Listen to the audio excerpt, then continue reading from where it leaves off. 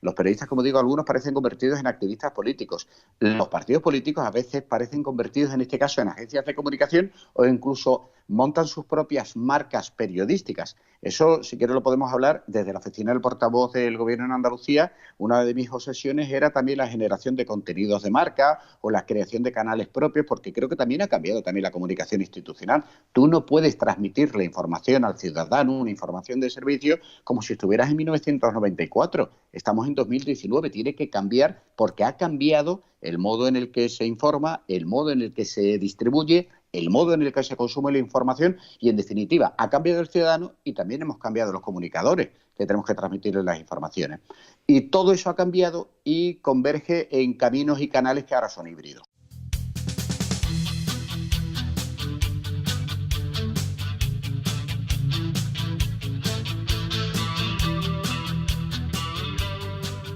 Hola, bienvenido a Escuela de Periodismo. Una semana más abro las puertas de esta Escuela de Periodismo y te invito a compartir un rato de conversación, de reflexión y de análisis sobre el periodismo.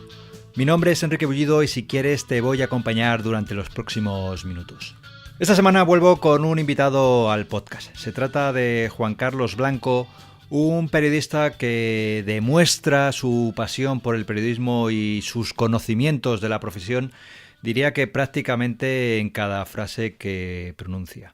Periodista, profesor de periodismo, colaborador de tertulias políticas, Juan Carlos Blanco tiene una amplia trayectoria profesional. Trabajó durante una década en los servicios informativos de la cadena SER, fundó el Diario de Sevilla y fue director del Correo de Andalucía allá por 2012 y 2013. Después orientó su carrera profesional hacia el mundo de la comunicación política e institucional y ha ejercido durante los 2 últimos años como portavoz del Gobierno de la Junta de Andalucía con Susana Díaz. De forma paralela, Juan Carlos siempre ha desarrollado una intensa labor divulgativa y de análisis de la profesión periodística en redes sociales y en su blog, El Post Blanco. Y además ahora acaba de poner en marcha un podcast sobre periodismo en el que analiza la situación de la industria de los medios de comunicación. En la charla que mantuvimos y que vas a escuchar a continuación, pues hablamos de su trayectoria, hicimos un repaso por su trayectoria, hablamos de la situación de la profesión, de las características que tiene la comunicación política, de los periodistas que se han metido a políticos, hablamos de marca personal, de la relación de los medios con los gigantes de Internet. En fin, fue una hora de conversación en la que Juan Carlos Blanco creo que aporta muy buenas claves sobre la situación actual de la profesión, de una forma además muy directa y muy clara. Espero que disfrutes de la entrevista y que sea de tu interés.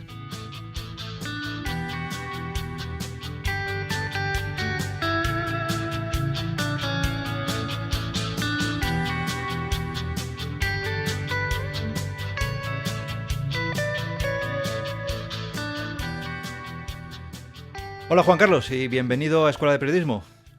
Hola, ¿qué hay? ¿Cómo estamos? Pues me hace una especial ilusión, lo decíamos ahora cuando hablábamos un poquito antes de empezar a darle al micro, de darle a grabar, me hace una especial ilusión charlar estos minutos contigo por 2 razones, porque hace bastante que nos seguimos, o los pasos aunque sea virtualmente en las redes sociales, en internet, hemos intercambiado mensajes, ¿no?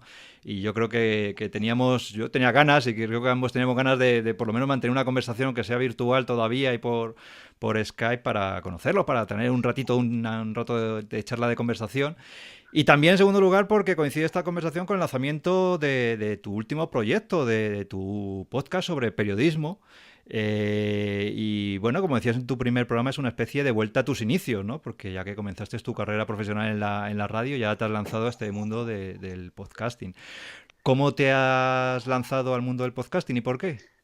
Bueno, pues, antes que nada, yo también darte las gracias a ti y a todos los que estén ahora mismo escuchando también este podcast. En tu caso en concreto me pasa lo que nos está pasando a muchos que navegamos también por las redes sociales y ahí cultivamos también seguramente una de nuestras grandes pasiones, que en este caso es el oficio del periodismo y además un oficio en tantísimos ámbitos y vertientes. Yo siempre digo que quienes somos muy curiosos o inquietos nos gusta picotear de todo y en el periodismo se puede hacer muchísimas cosas, se están haciendo muchísimas cosas y yo he tenido la fortuna de poder probar algunas de ellas y, como en este caso del podcast, iniciarme también ahora en esta aventura como en otras que también estoy arrancando. El tema del podcast, pues mira, tú sabes que yo tengo un blog sobre periodismo en el que lo que hago es que vuelco pues mis análisis, opiniones sobre cosas que están pasando en la industria, como te pasa a ti, que también Ujú, te sí. sigo con muchísima atención. Y tengo un magnífico amigo que es Óscar Gómez,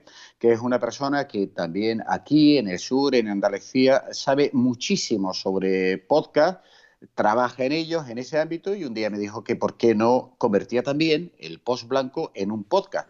Y ahí pasa una cosa, Enrique, que se une también el oficio, la pasión, no solamente en general por el periodismo, sino por algo que, como tú decías también, forma parte de mi propia aventura profesional, periodística y casi vital, que es en este caso el mundo de la radio, el mundo de la voz, de la narración. Yo empecé en la radio, en la cadena SER, donde estuve prácticamente 10 años. Yo siempre digo que eché los dientes en esto del periodismo en la radio y cuando me dicen que me ponga delante de un micrófono y para hablar de periodismo, lo único que tengo que decir es dónde y a qué hora.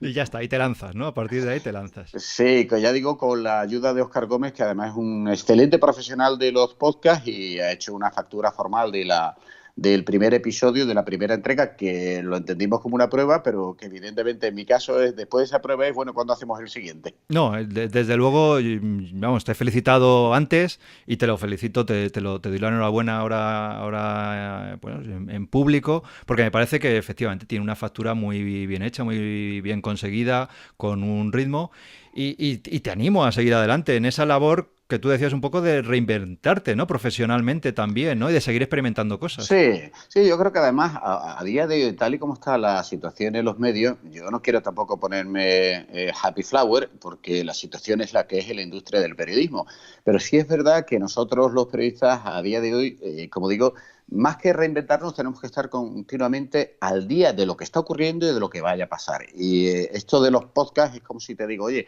lo mismo que estoy analizando y explorando los podcasts, me interesa ahora mismo muchísimo, por ejemplo, saber sobre la newsletter, porque creo que ahí hay una herramienta que es antigua, pero que a Ujú. día de hoy es muy eficaz en un momento, en una época, en una etapa en la que los periodistas sabemos que estamos en un momento de cambio radical, prácticamente disruptivo, que nos va a llevar, no sabemos exactamente a dónde, pero lo que sí sabemos es que tenemos que prepararnos para cuando llegue ese momento, o este momento que ya está llegando. Y ahí implica conocer nuevas herramientas, ver cómo se pueden trabajar nuevos modelos editoriales, nuevos modelos de negocio, todo con la intención siempre al final de seguir aportando valor en la industria y seguir aportándole valor a quienes, entre comillas, son nuestros clientes, que son los usuarios, que al final no dejan de ser los ciudadanos, esos que tenemos al otro lado de la ventana periodística.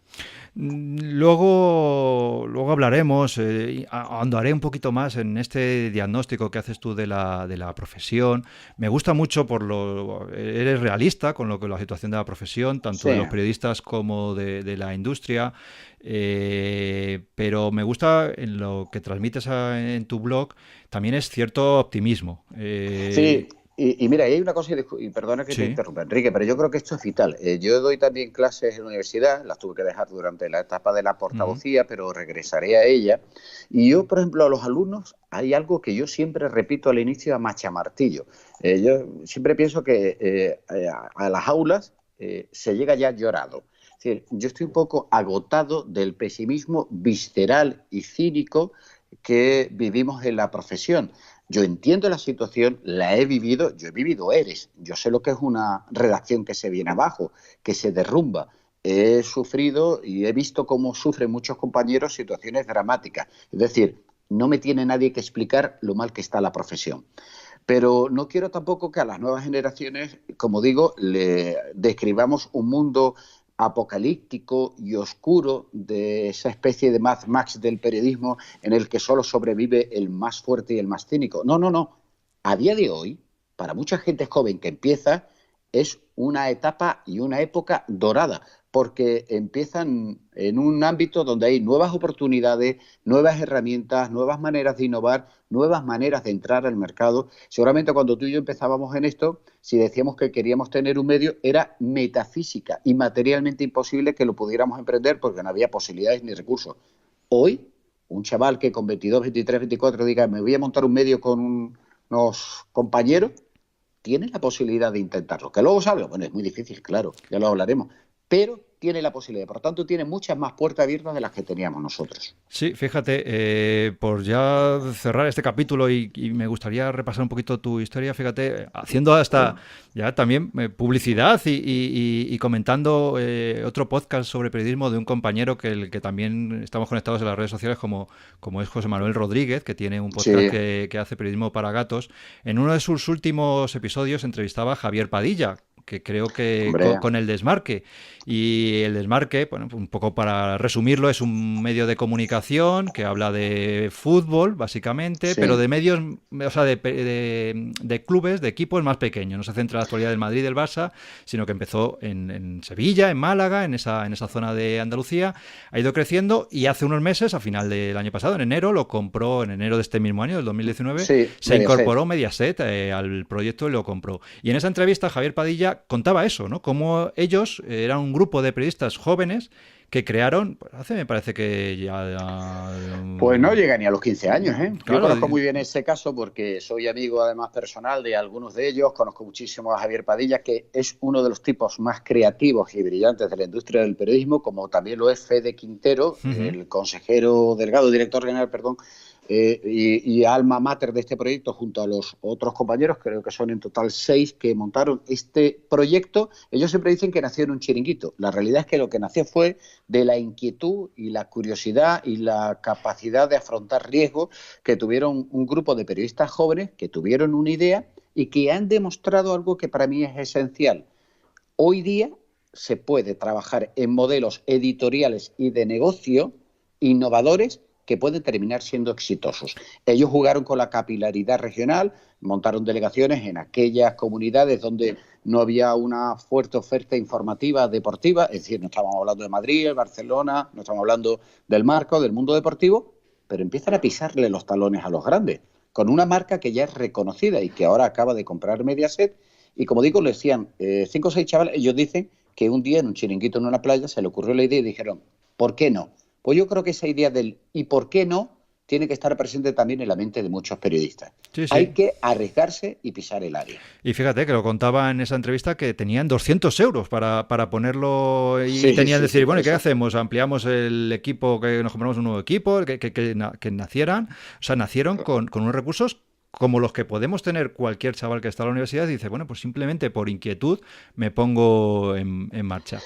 Pero no salen las cosas de un día para otro, ¿eh? Estamos Claro. hablando de un proyecto que el Desmarque nace, ya digo, yo no recuerdo de memoria, pero seguramente estamos hablando mínimo de 12, 14 años. Y solamente en los 2, 3 últimos años cuando, digamos que hay una cierta vuelta de tuerca, de nueva marcha que se le pone al proyecto, que lo acelera, pero que hasta hace no más de 2 o 3 años, como digo, de verdad no es que se ha consolidado y ha logrado dar ese salto, pero detrás hay mucho trabajo, mucho esfuerzo, pero también una cosa que para mí es importantísima y me gustaría también que todos los que están escuchando ahora mismo el podcast lo tuvieran claro. También había una clara adaptación a las nuevas reglas del juego. El Desmarque ha sabido trabajar muy bien el posicionamiento SEO, pero también ha sabido trabajar muy bien su marca en las redes sociales. También ha sabido trabajar la segmentación. Mira, tú conoces muchos medios, por ejemplo, que sepan trabajar o tengan una buena estrategia en WhatsApp. El Desmarque tiene una excelente estrategia en WhatsApp. Eso lo puede hacer el Desmarque y lo pueden hacer otros medios. ¿Por qué no lo hacen?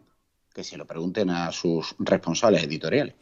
Bueno, de los 10 minutos escasos que llevamos de conversación, se ve que tú eres una persona que te llevas la comunicación y el periodismo en la sangre por las venas. Sí, ¿De dónde surge esta vocación? Porque tú estudiaste Derecho. ¿Cómo sí. llegas tú al mundo del periodismo? ¿Por qué necesidad vital te orientas tú al mundo del periodismo? Bueno, yo estudio Derecho, bueno, esto ya son situaciones más personales, Ujú. familia que tampoco tenemos grandes ingresos, primeros años 80 en Sevilla había unas posibilidades, pero bueno, no había tampoco, digamos que el contexto no daba para que yo pudiera estudiar periodismo, pero hice una carrera como la de Derecho, de la que también me siento muy Sí. orgulloso, pero yo tenía la pasión por la comunicación en las venas. Yo a los 7 años quise entrevistar prácticamente a todas las vecinas del edificio, no podía evitarlo, y a los 10 era capaz ya de hacerte algún artículo, y con 12 empecé a escribir sobre la transición casi. Y estoy Es decir, seguro que te grabarías en cintas de cassette.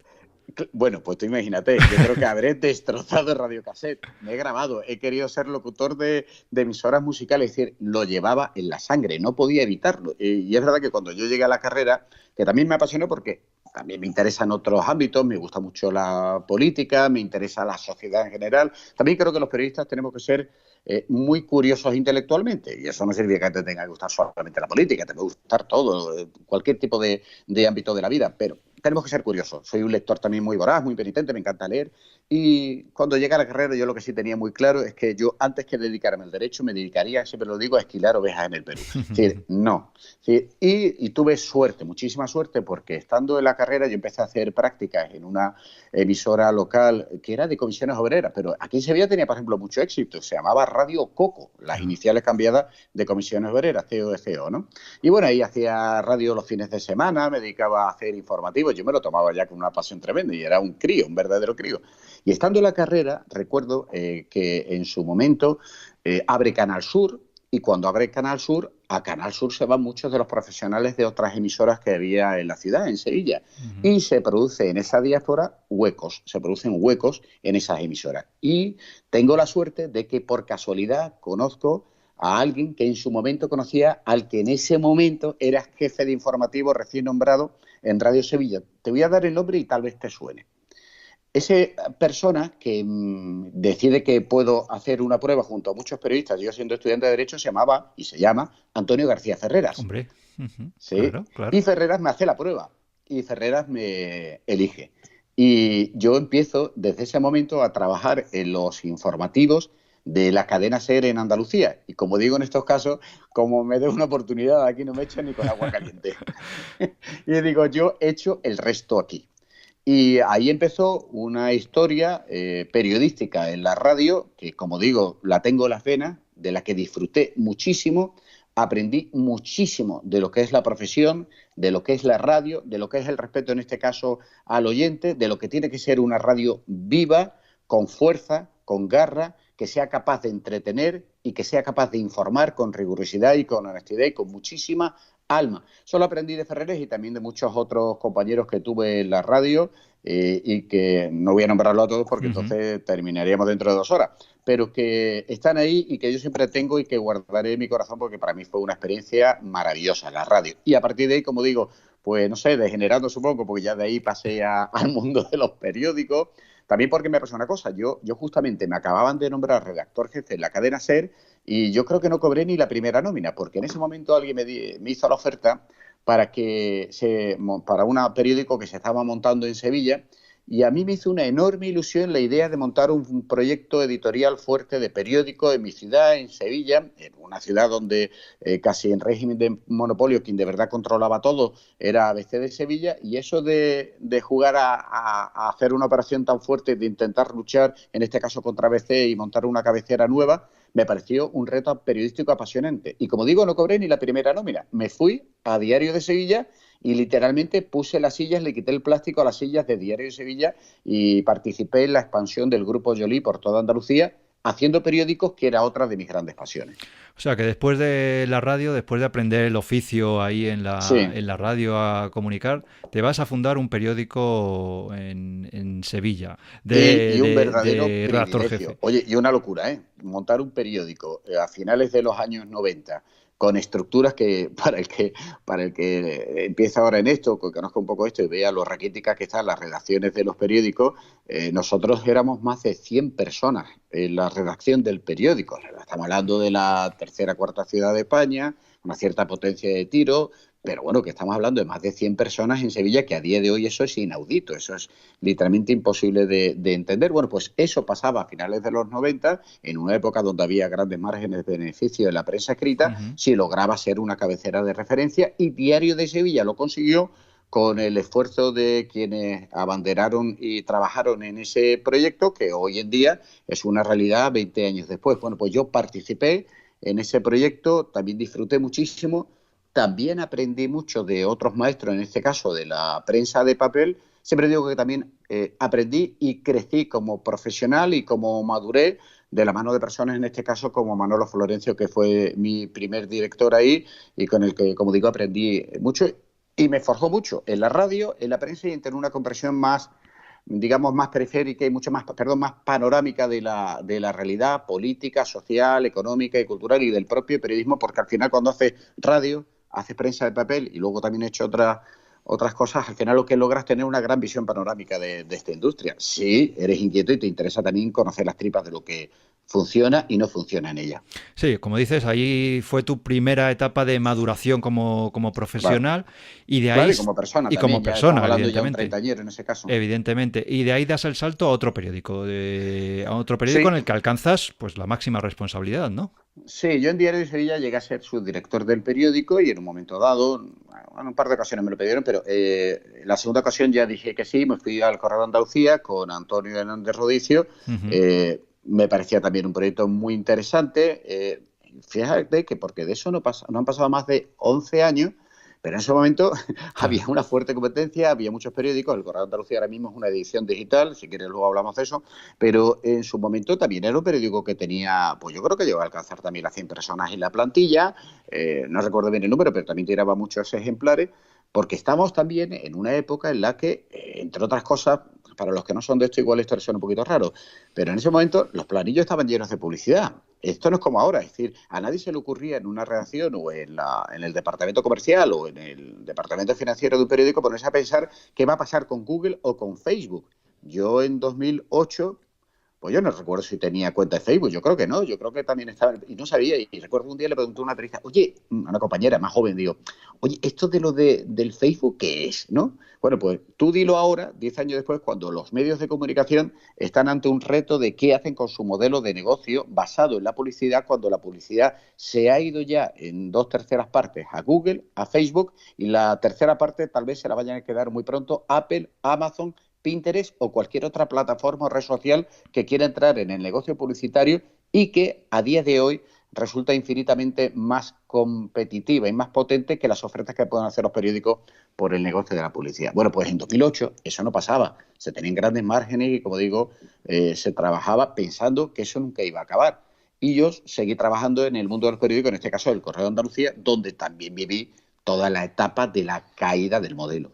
Sí, es muy importante lo que apuntabas, que en esa época, yo me siento muy identificado con eso que decías, ¿no? En esa época, en las redacciones parecía que se estaba por encima de todo lo que iba a pasar, de lo que estaba pasando en un incipiente, que ya no es tan incipiente, pero parecía que Internet no era cosa de los periódicos. Yo en Internet veía, por ejemplo, yo he llegado a ver en las redacciones, y por desgracia sigue pasando en algunos sitios, es increíble, pero pasa.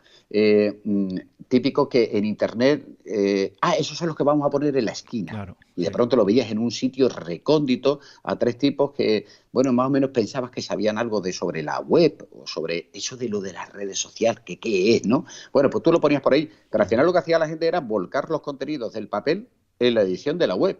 Y ahí tú creías que ya con eso había hecho la transformación digital, que eso tenía un punto esotérico, pero era real. Bueno, eso díselo ahora a cualquiera en una redacción con dos pantallas, una donde te miran el tráfico en tiempo real para saber exactamente si está siendo, entre comillas, lo suficientemente rentable también para tu medio. Ahora mismo es imposible pensar eso, sobre todo porque lo que ha pasado también no es que se haya transformado digitalmente los medios de comunicación, lo que se han transformado son los clientes, los usuarios, los ciudadanos, y los medios vamos detrás de ellos. Ujú. Bueno, entonces en esa situación en el Correo de Andalucía vives bueno, pues esa primera transformación de la prensa y esa situación en la que empieza a ver la potencia de Internet. Y leyendo lo que tú mismo un poco cuentas en tu perfil de LinkedIn de tu trayectoria, dice, bueno, pues ahí como contabas, terminaste como director.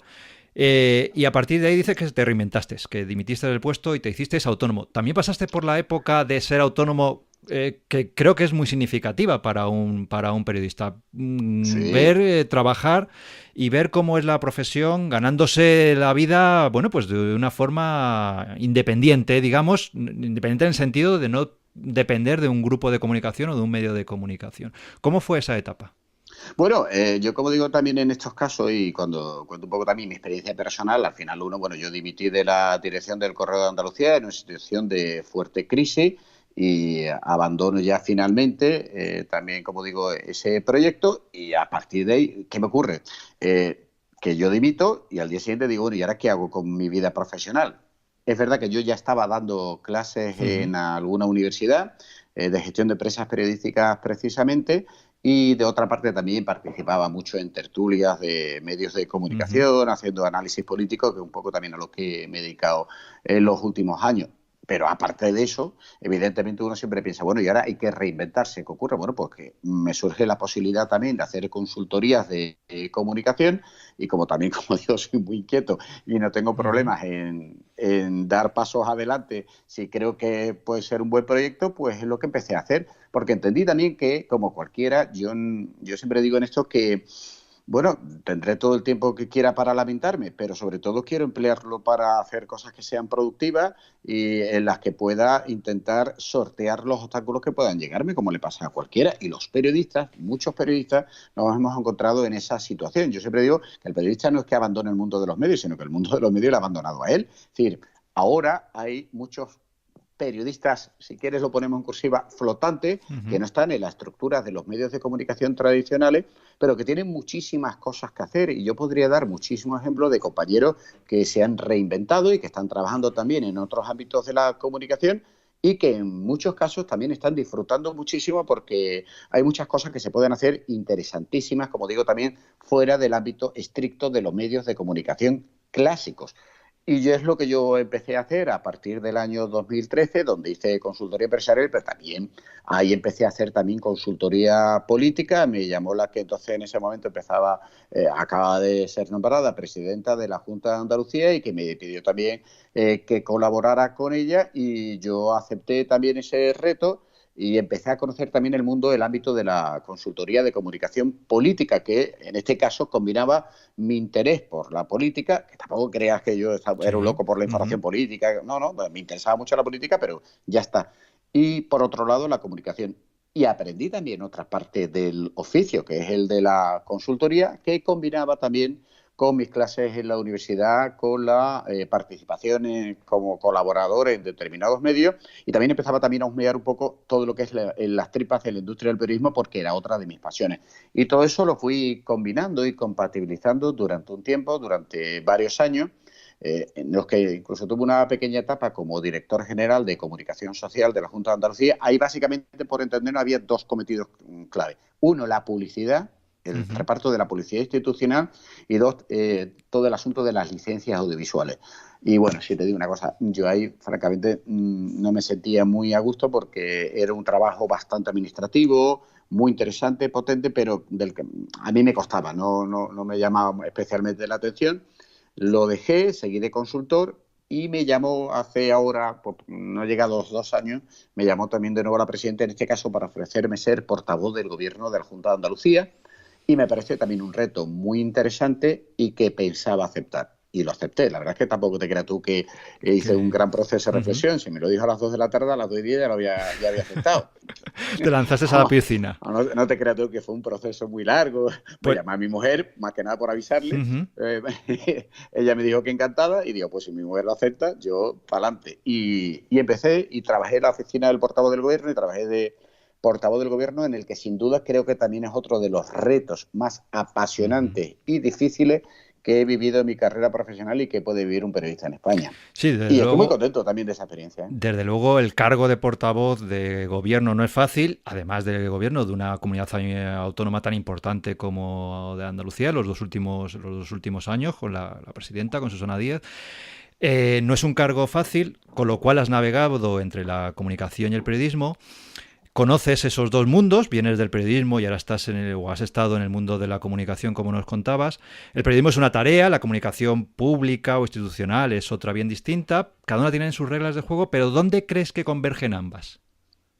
Bueno, al final, en eso de dónde convergen ambas, convergen en todos los lados. Yo cuando me habla un periodista político, es más periodista que político, pero al final uno, sobre todo escuchando y leyendo a algunos compañeros de la profesión en España, no sabe dónde termina el periodista y en realidad empieza el activista Ujú. político. Yo te lo digo porque, Enrique, cuando me hablan del lado oscuro de la comunicación, yo no sé exactamente dónde está. El lado oscuro lo tendrá cualquier persona, pero ser buen profesional y tener un lado oscuro, eso puedes hacerlo desde la comunicación política, desde la comunicación empresarial, pero también desde el periodismo. Y tener un lado claro, honesto y riguroso se puede tener también desde el periodismo más clásico, pero también desde la comunicación política, empresarial, institucional o en cualquier otro ámbito también de esta industria. Al final eso va con la persona, va con los principios y valores que quiera tener y que quiere que le acompañen durante toda su trayectoria profesional. Por tanto, a esa pregunta de dónde convergen, convergen en todos los escenarios, porque una de las cosas que también está pasando en los últimos años en esta transición a un mundo que está por llegar, que está llegando, es que casi todo es híbrido. No se sabe dónde empieza una cosa y dónde acaba la otra. Los periodistas, como digo, algunos parecen convertidos en activistas políticos. Los partidos políticos a veces parecen convertidos, en este caso, en agencias de comunicación o incluso montan sus propias marcas periodísticas. Eso, si quieres, lo podemos hablar desde la oficina del portavoz del Gobierno en Andalucía. Una de mis obsesiones era también la generación de contenidos de marca o la creación de canales propios, porque creo que también ha cambiado también la comunicación institucional. Tú no puedes transmitir la información al ciudadano, una información de servicio, como si estuvieras en 1994. Estamos en 2019, tiene que cambiar porque ha cambiado el modo en el que se informa, el modo en el que se distribuye, el modo en el que se consume la información y, en definitiva, ha cambiado el ciudadano y también hemos cambiado los comunicadores que tenemos que transmitirle las informaciones. Y todo eso ha cambiado y converge en caminos y canales que ahora son híbridos. Sí, de hecho lo estamos viendo, esos nuevos canales de comunicación, que hay partidos políticos que ellos mismos se dirigen a través de redes sociales, otros canales directos, con su electorado, sus votantes o bueno, el colectivo que ellos creen que pueden ser sus simpatizantes. Pero no. Perdón, Enrique, o incluso que se dirigen a potenciales votantes de otras Sí. formaciones Ujú. políticas y lo que están buscando es la abstención o que están buscando generarle un efecto de desagrado sobre el candidato al que potencialmente querrían o podrían ir a votar en las urnas de las siguientes elecciones. Eso ocurre, eso se le llama votos de supresión. Lo digo porque luego aquí hay muchas técnicas, algunas de ellas tradicionales, que lo que se está haciendo ahora es aplicar las nuevas tecnologías, nuevos canales. Yo no me gusta tampoco hablar ya de nuevas tecnologías, porque eso suena, Sí, sí, a mí ya me suena suena. chiste. Sí, Yo sí, cuando la sí. gente me habla de Internet digo, bueno, claro, pero me gusta, Internet para mí es la diligencia de John Wayne. O sea, Internet lleva ya años. Es decir, no, hábleme en todo caso de nuevos canales, nuevos soportes. Y ahora estoy muy interesado que, mira, el 36% de la información que circula en España, según Reuters, leí el otro día un dato que me llamó la atención, circula por WhatsApp. Si en un tercio de la información que circula lo hace a través de WhatsApp, ¿cómo es que todas las compañías e instituciones públicas o privadas no tienen una estrategia sobre WhatsApp? Pues la mayoría no lo tiene. Lo que hay que hacer es adaptarse a esa realidad. ¿O es que pensamos que los ciudadanos van a cambiar su manera de relacionarse para que nosotros estemos más tranquilos? No, no, somos nosotros, los comunicadores, los directivos, en este caso, de cualquier tipo de compañías que tengan una capacidad de decisión estratégica, los que tienen que adaptarse a esa realidad. Ujú. Bueno, en esta realidad tan complicada, tan dificultosa, lo cierto es que los periodistas y los políticos pues somos dos colectivos de los más desprestigiados que hay actualmente. Sí, sí. Nos lo hemos ganado a pulso. Tú hablabas antes de Nada más, no, activistas. no le digas que soy periodista, dile que trabajo en un burdel, ¿no? Y eso Sí. vale para los políticos, ¿no? ¿Por qué hemos llegado a esta situación? O sea, tú lo apuntabas antes, hablabas de activismo. ¿Por qué nos hemos dejado arrastrar de esta forma? Es una pregunta que tiene una respuesta. Yo no sé si yo tuviera la respuesta, Enrique, estaría Ya, ya, dando ya. grandes conferencias y charlas por el mundo entero, Sí, sí, sí. aprovechándome de eso. Es muy difícil. Pero sí es verdad que se puede esbozar en trazo grueso algunas ideas que son claras. Mira, insisto, porque tiene que ser trazo grueso y no daría para una entrevista, una charla de este tipo, o tendría que ser muy largo. Yo sí creo que evidentemente estamos pasando de una especie de sociedad de la información a una sociedad del espectáculo informativo. Y en el espectáculo informativo el producto tiene que ser entretenido, emocionante, generar sensaciones, tiene que empatar. Y si nos trasladamos, por tanto, a este territorio de una democracia, digamos, racional, o una democracia tan emocional, ahí lo que funcionan son mensajes simples, mensajes de trazo grueso, que pueda masticar y digerir todo el mundo y que sean también mensajes muy maniqueos de buenos y malos. Y ahí vamos a trasladarlo esto a la práctica. Esta charla se está produciendo en un momento en que hay un ciclo electoral en España. Que en este caso los oyentes simplemente hagan un mínimo ejercicio de memoria de lo que han podido escuchar en las últimas 24 horas de nuestros principales líderes políticos, pero también mediáticos. De nuestros principales líderes políticos. Mensajes simples, gruesos, muy pobres, que en muchas ocasiones directamente no responden a la verdad. Son simplemente mensajes propagandísticos que se pueden distribuir en menos de 280 caracteres o en totales de 30, 40 segundos, porque las crónicas de las ediciones de los telediarios comerciales de mayor audiencia nunca tienen más de 50 segundos, recordarlo. Pero también que puedan mandarse por WhatsApp, que se puedan colgar en Facebook. Es decir, necesitamos un lenguaje simple, pero claro, hemos convertido el lenguaje simple y sencillo, que es muy importante, en un lenguaje simplificado, pobre y que genera una enorme basura tóxica. Y si a eso le añadimos que estamos también en un momento en el que seguramente estemos ante el mayor vertido de noticias falsas de la historia de la humanidad y vamos a más, pues todo eso, si a eso le unes la crisis económica, la crisis financiera, la crisis política, la crisis de representatividad, nadie cree en nada. Hay gente que te dice, yo no creo en los políticos, yo no creo en los periodistas, yo no creo en los empresarios, yo no creo en la sociedad. A mí me entra ganas de preguntar, pero ¿usted en qué demonios cree? Y si no creemos, esto se viene abajo. Y en ese proceso, estabas hablando de que, bueno, estamos grabando esta conversación en un momento que hay unas elecciones y que se ha producido, pues recientemente, en las últimas semanas, el paso de periodistas a la política, como dentro de la lista de partidos políticos. Un proceso que no es nuevo, que ya ha habido ejemplos, bueno, hace muchos años también. O sea, no es un proceso nuevo. Te quería preguntar tu opinión al respecto, porque, por ejemplo, se hace pues como una alabanza el hecho de que pues un vicepresidente de una gran empresa como puede ser Coca-Cola se incorpore, profesionales muy reconocidos, se incorpore al mundo de la política. ¿Por qué no está bien visto que periodistas se incorporen al mundo de la política? ¿Cuál es tu visión al respecto? Bueno, pues yo creo que somos profundamente maniqueos a la hora de hacer el análisis en este caso, del porqué de la entrada de periodistas en la política, cuando al final, uno, la política lo es todo. Dos, hacer política es una cuestión de todos. Y tres, insisto, creo que en este caso nos sobra cinismo y nos faltan valores generales, en este caso como cuerpo social. ¿Por qué lo digo? Pues porque cuando estamos hablando de queremos una sociedad de mayor diálogo, de mayor acuerdo, de pactos, de consenso, donde todos participemos, queremos un escenario, en este caso un parlamento, que sea verdaderamente representativo de la sociedad. Y eso lo decimos como periodistas, pero luego no queremos que ningún periodista dé un paso adelante. La sociedad la conformamos todos. Que un periodista durante un determinado periodo de tiempo quiera dar el paso adelante, este caso último que hemos tenido, que además lo hace una lista por Málaga, que es Montesinos, por el Partido Popular, Pablo Montesinos, bueno, pues a mí me parece bien. Es decir, honestamente quiere dar un paso adelante, pues que lo dé. Y luego, bueno, pues ya volverá. Es verdad que él mismo lo dice, tú no vas a ser diputado del Partido Popular y 2 semanas después te va a poner una rueda de prensa para preguntarle a alguien del Partido Popular.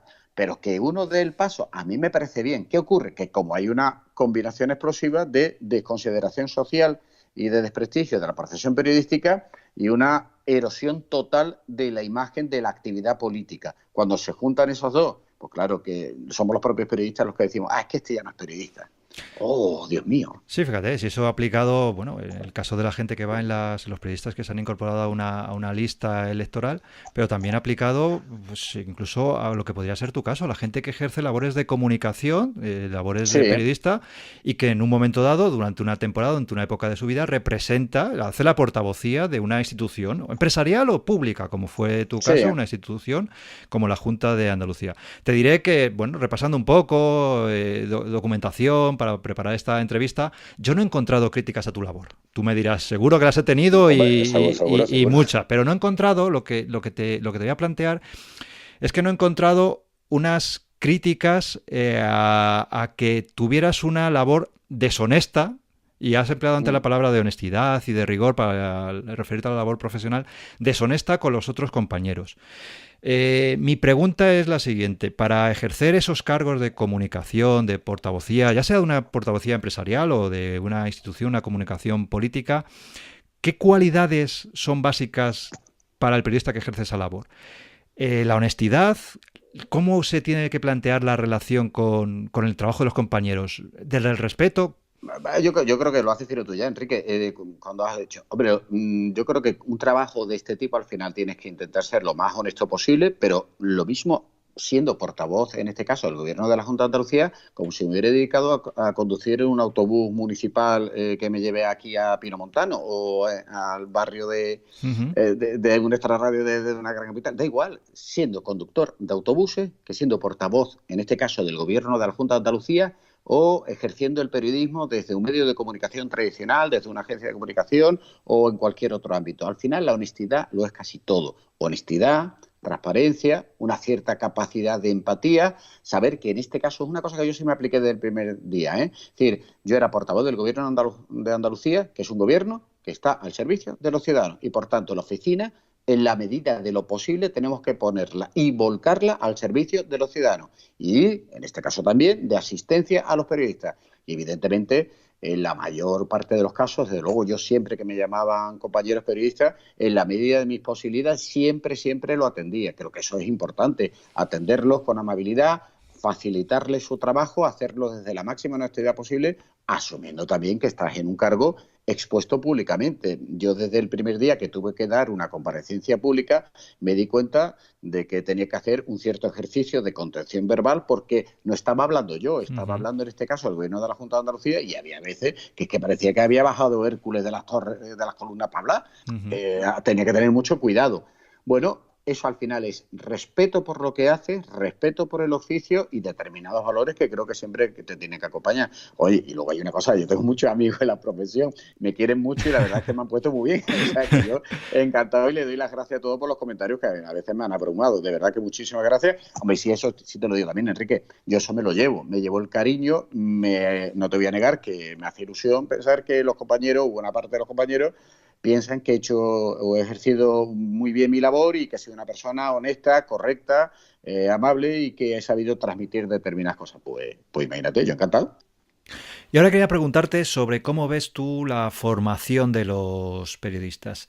¿Hacia dónde debería encaminarse un profesional de la información? ¿Hacia una mayor especialización o hacia una formación generalista? Que yo creo que es compatible y me explico.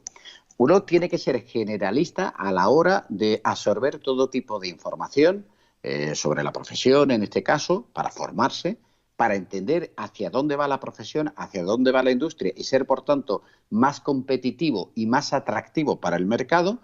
Y de otra parte, si quieres ser más competitivo para el mercado, tienes que entender que una parte importante de ese mercado camina hacia la especialización. Y ahora vamos a poner ejemplos concretos.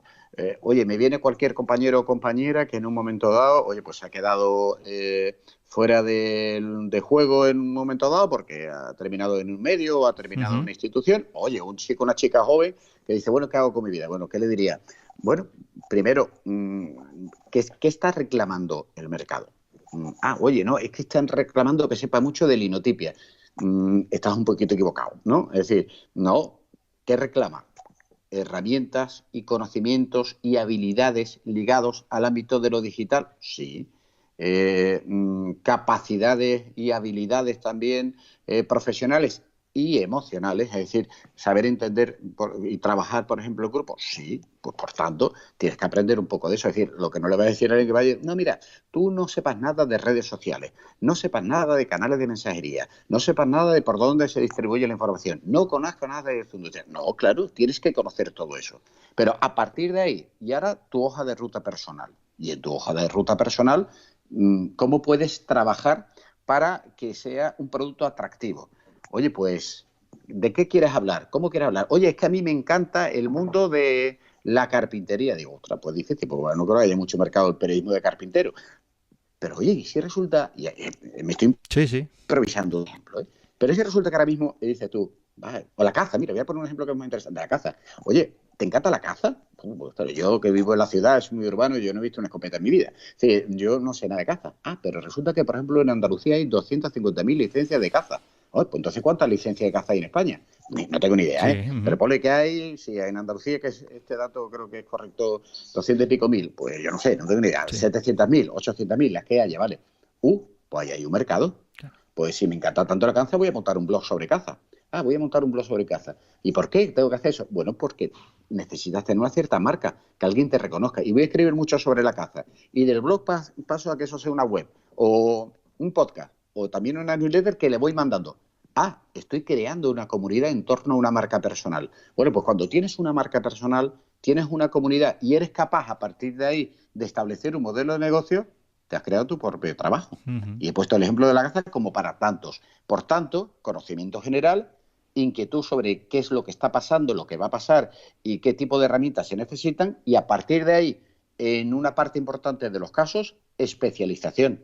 Los canales de nicho son clave. Al inicio de la conversación hablábamos del desmarque. ¿Qué es el desmarque? Un canal de nicho. Es decir, la gente, cuando quiere informarse de algo, puede ir a medios generalistas, ¿de acuerdo? Naturalmente, siguen yendo. Pero tú sabes perfectamente que si te interesa el mundo del periodismo, vas a ir a este número de personas determinado o a este número de blogs o portales. Si te interesa el mundo de la caza, vas a determinado portal. Si te interesa el mundo del cine, vas a esto. Si vas, es decir, ha cambiado la oferta y ha cambiado la demanda. Tienes que saber adaptarse a eso. Y un buen ejemplo es el de la marca personal, la construcción de canales verticales, pero sabiendo y conociendo todas las herramientas, canales y soportes en los que se mueve a día de hoy la información. Sí, sobre todo con esos canales que son muy accesibles a cualquiera y muy baratos. Claro. Es que hacer un podcast, hacer un canal de YouTube, hacer un blog, son unas herramientas que están al alcance de cualquiera y que es una inversión muy baja para ponerte a plantearlos, ¿no? Enrique, tú aparte de tu actividad como periodista, tienes una enorme marca personal también como periodista, como formador y como hombre del mundo de la industria. Estamos teniendo una conversación que se está emitiendo vía podcast y que estamos haciendo vía Skype. ¿Lo podríamos haber hecho hace 15 años? No, es que ni lo conocíamos hace 15 años, ni sabíamos que existía, ni imaginábamos que íbamos a poder tener una conversación de una forma tan sencilla. Pero lo estamos aprovechando. Pero lo estamos aprovechando, claro, Pues eso efectivamente. lo puede aprovechar. Pienso una cosa que para mí es esencial también en este momento.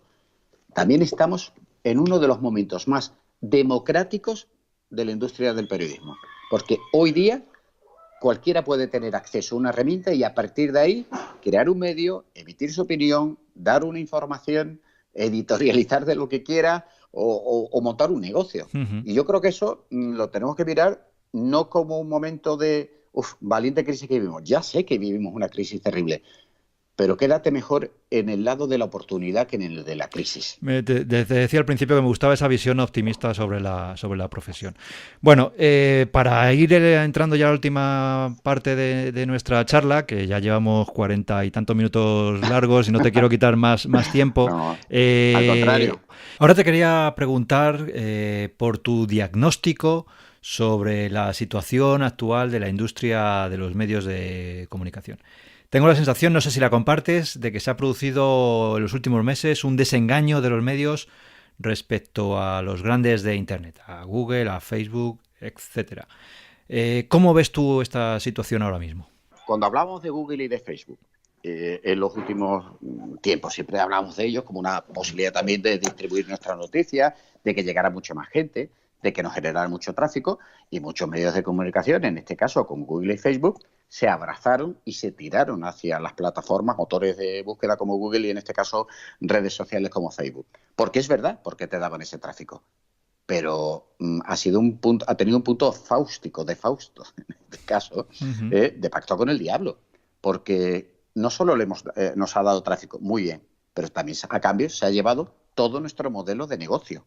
Entonces, ¿qué está ocurriendo sobre todo en los últimos meses? Yo he hablado con algunos directivos de medios y siempre en las conversaciones, antes era curioso, casi no te salía nada en la conversación esto. A mí me llamaba la atención que le resultara ajeno por completo a muchos de ellos.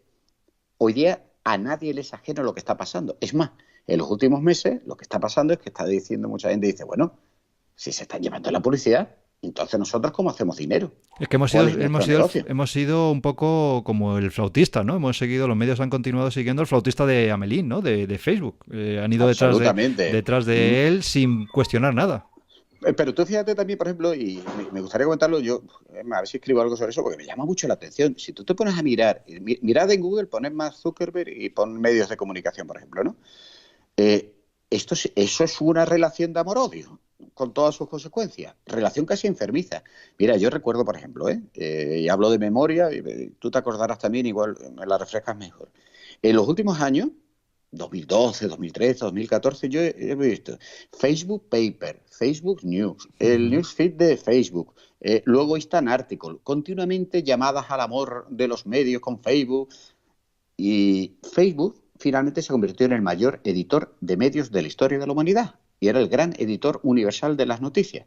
Bueno, y de pronto llegan las fake news, llegan también noticias falsas de todo tipo, llegan escándalos por el uso fraudulento de datos de Facebook, Cambridge Analytica, y de pronto Mark Zuckerberg ya no le gustan los medios y decide que el algoritmo de Facebook va a premiar las conversaciones privadas, bla, bla, bla. Se hunden los medios. Algunos de ellos, los denominados medios virales, BuzzFeed, Playground, Mic, que básicamente vivían de Facebook, pues sus modelos de negocio, como veis, terminan rotos. Y de pronto ahora ya no quiere a los medios. Pero de pronto ahora dice hace poco Mark Zuckerberg que reclama que los medios vuelvan a Facebook y dice que debería haber una regulación en Internet para mejorar la situación. Pero vamos, por Dios, Mark Zuckerberg, que tú digas eso y ahora no sabes si quiere a los medios, si no quiere a los medios. Yo siempre digo lo mismo, Mark, aclárate, porque en medio, los medios de comunicación ya no saben qué hacer. Y es verdad ahí que cuando tú ves toda esa situación de tira y afloja, de cambios de criterio continuo, la pregunta que nos tenemos que hacer también como medios de comunicación, las empresas periodísticas es, ¿pueden las empresas periodísticas estar siempre al socaire de lo que digan las grandes plataformas? No. Si extraemos una enseñanza en este último año y medio, dos, de lo que está pasando con Google, con Facebook, también con Amazon o con Apple News de hace un mes. Mire usted, Apple Sí. News se quiere quedar con el 50% del negocio de cada noticia que se distribuye allí. Que me explique alguien si eso es negocio, ¿no? Mucho cuidado. Bueno, pues, ¿cuál es la enseñanza? Que los medios, que las empresas periodísticas tienen que potenciar sus marcas y crear comunidades en torno a ellas. De ahí esa nueva obsesión por las suscripciones, suscriptores y también por el anuncio de modelos de muros de pago que ya veremos hacia dónde van. Sí, pero fíjate, ahora quiero ahondarte un poquito y tirarte un poquito de la lengua sobre los muros de pago y más concretamente en España, pero el tema de las suscripciones. Yo cuando... Y tú, que mira, me viene muy bien hablar contigo para ver si tu Sí, visión... Cuando yo en clase, yo doy empresa informativa, una de las sí, asignaturas que doy es empresa informativa, y yo en clase explico que uno de los pecados, hemos tenido mucho en la profesión, la industria de los medios, pero creo que uno de los pecados, uno de los defectos más graves ha sido los medios de comunicación, los periódicos en papel, hablamos de hace 20 años, en los 90, por sí, ejemplo, nunca prestaron atención al suscriptor.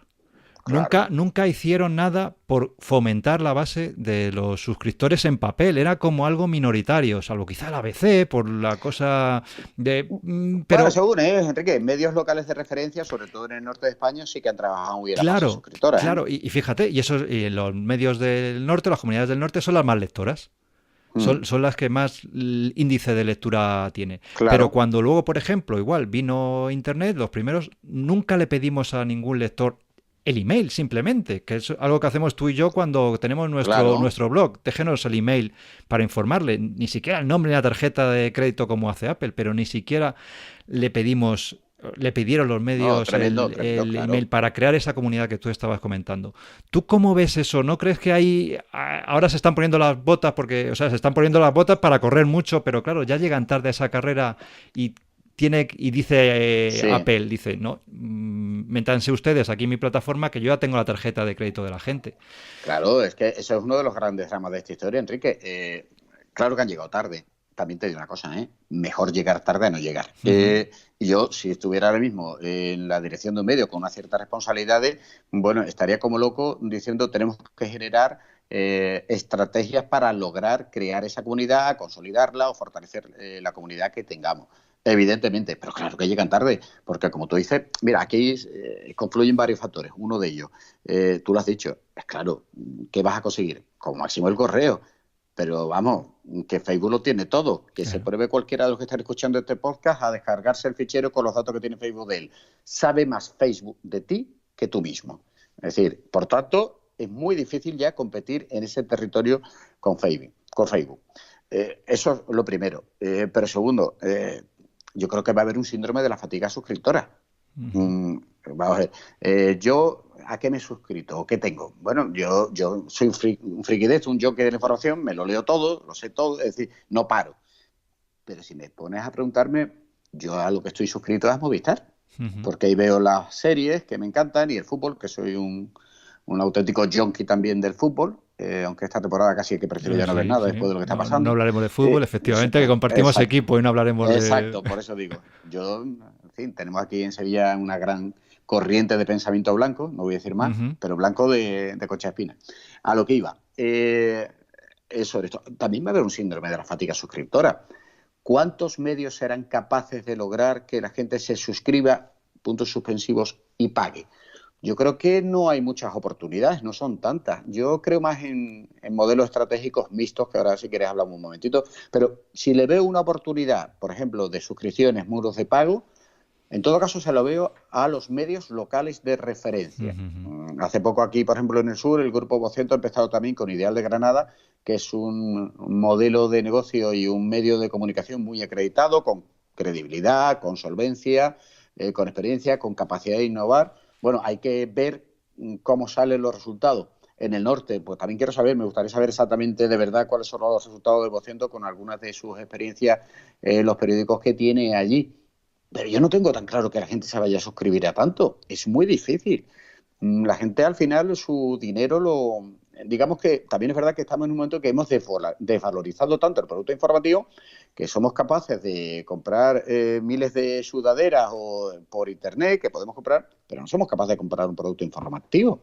Esa es una realidad que está ahí y yo tengo mis ciertas dudas sobre hacia dónde nos llevará. Ahora, lo que no tengo dudas es sobre la necesidad de los medios, de las empresas periodísticas, de crear esas comunidades, de fortalecerlas y a partir de ahí de generar modelos de negocio explotando ese perímetro. Y me explico, ¿por qué nos centramos tanto en las suscripciones, que son muy importantes y que yo creo que hay que trabajarlas, como también creo que también hay que luchar por la publicidad que quede, pero también tenemos que trabajar mucho por nuevos formatos, donde se puede trabajar también en nuevos modelos de ingresos, hablo de generación de eventos, foros, algunos medios lo hacen. Aquí en Andalucía el Grupo Yoli, por ejemplo, es paradigmático, es una de sus principales fuentes de ingresos. Foros, eventos, ¿por qué los medios no pueden terminar convirtiéndose también en sus departamentos comerciales, en agencias de comunicación? Bueno, Cuando ahora fíjate, el mundo ha sacado claro, una iniciativa de las experiencias, de ¿no? las experiencias de que un periodista, un corresponsal en Asia que te acompañe a hacer un viaje para lectores y que Claro, te enseñe un país o una ciudad. Y parece que ha habido críticas y dice, pero bueno, sí, sí, pero hombre, si eso lo hacen otros medios, ya se hace. bueno, Y, y ahí pasó una cosa, Enrique. El día que, por ejemplo, hubo muchas críticas, me acuerdo al caso de Bustos, ¿no? Del Mundo, sí, cuando anunciaba su viaje de éxtasis barroco a Roma o al sí, Vaticano, no recuerdo bien, algo de eso.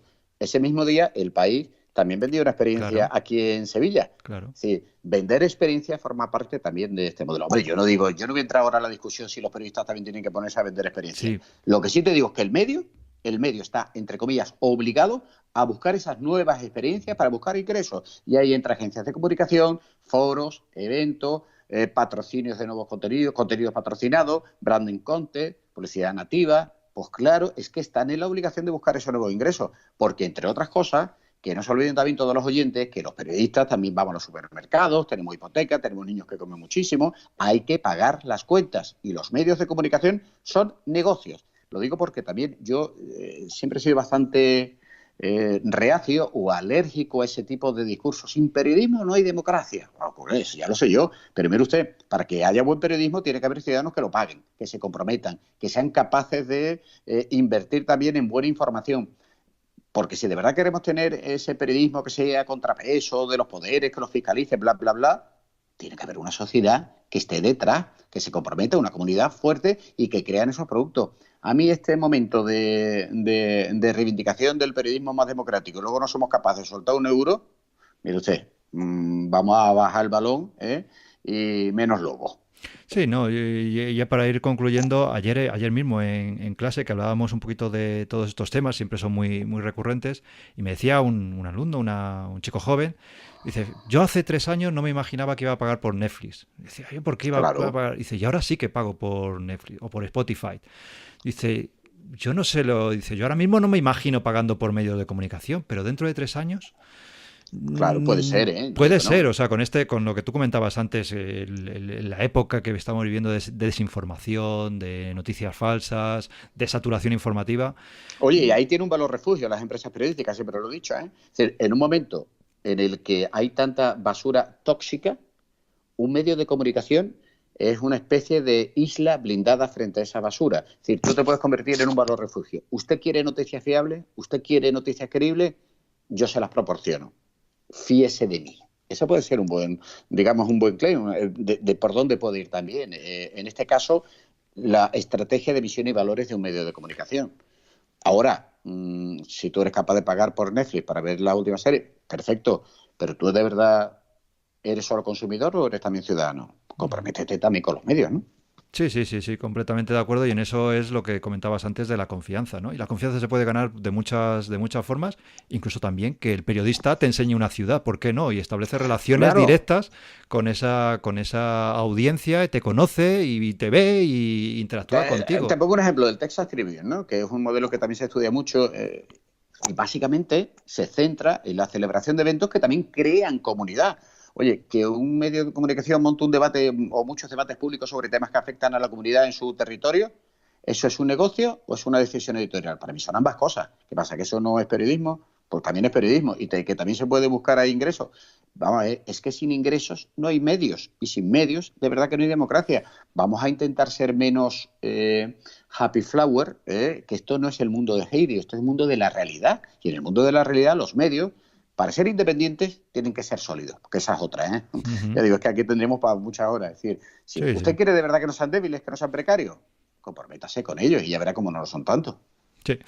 Oye, pues me quedo con esta última reflexión, con la apuesta que decías que hay que hacer por el periodismo local también, por la información local, la información regional, la información que nos afecta a cada uno en la zona más pues más próxima a nuestro domicilio o a donde vivimos, ¿no? Llevamos 1 hora, no te quiero quitar más tiempo. Juan Carlos, cuéntanos, ¿dónde la gente que quiera contactar contigo, danos tus señas de identidad o el correo, tu página, tu blog, en fin, las herramientas o las vías de contacto que quieras para donde te pueden localizar. Pero si quieres contactar conmigo, ya saben, jcblancocruz@gmail.com, que es mi dirección de correo electrónico, y yo encantado de atenderle, charlar o de hablar de lo que tengamos que hacer.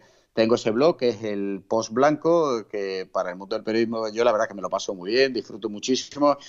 Es una pasión, no es otra cosa, pero también es verdad que, oye, son pasiones, pero que también al final te terminas generando una cierta marca en nuestra comunidad, en este caso en el oficio periodístico, y yo invito a todo el mundo también a pasar por ese blog, por el Post Blanco, y para lo que quieran, aquí me tienen, y encantado de seguir hablando de periodismo. Y por cierto, esto ha sido de verdad una conversación muy, muy agradable, y me ha encantado poder participar también de tu podcast, que también sigo con frecuencia, bueno, pues, y de tu post. Muchísimas gracias por tu tiempo, por tu atención, por tu amabilidad, por tu disposición desde el minuto 1 que te propuse la entrevista. Estamos en contacto, Juan Carlos, para lo que quieras, y muchísimas gracias por todo, y mucha suerte y mucho ánimo que en la tarea de tu nuevo podcast, que lleva trabajo, que día gustaría, bueno, no sé si lo vas a sacar semana a semana, te has planteado, con cierta regularidad. Vamos a ver, porque como también, evidentemente, tengo también otras historias que me tienen pues centrado de por dónde quiero tirar ahora precisamente. Entonces, lo que sí prometo es que con el podcast voy a seguir y con una cierta frecuencia y con muchísima ilusión, muchas ganas, como con el resto de los proyectos. Pues ahí estaremos recomendando y escuchándolo cuando lo saques, ahí estaremos escuchándolo. Muchas gracias, Juan Carlos, por tu tiempo y seguimos en contacto. Muchísimas gracias a ti, Enrique, y también a todos los oyentes de este podcast. Un fuerte abrazo.